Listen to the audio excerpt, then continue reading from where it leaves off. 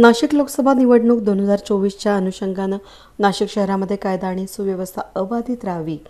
समाजकंटकांवर, गुन्हेगारांवर वचक राहून निवडणुका भयमुक्त वातावरणात पार पडाव्यात याकरिता सातपूर पोलिसांच्या दलातर्फे सातपूर शहरामध्ये रूट मार्च काढण्यात आला। रूट मार्चच्या वेळी सातपूर पोलीस ठाणे हद्दीतील अशोकनगर, नागरे चौक, श्रमिकनगर, मीनाताई ठाकरे विद्यालय,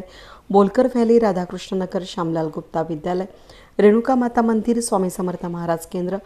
हृदयेश्वर महादेव मंदिर, सातमाऊली, मातोश्री राजेश्वरी चौक, एकविरा चौक, स्वामी समर्थ गुरुपीठ, श्रमिक नगर, खंडेराव महाराज क्रीडांगण, कडेपठार चौक, कार्बन नाका या भागांमध्ये काढण्यात आला।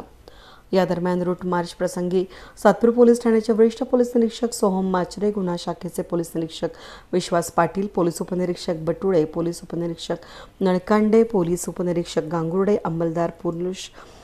20, अंमलदार महिला 2, आंध्र प्रदेश राज्यातील 50 बटालियन, एपीएसपी कंपनी क्रमांक 902 चे 2 अधिकारी, 83 अंमलदारांसह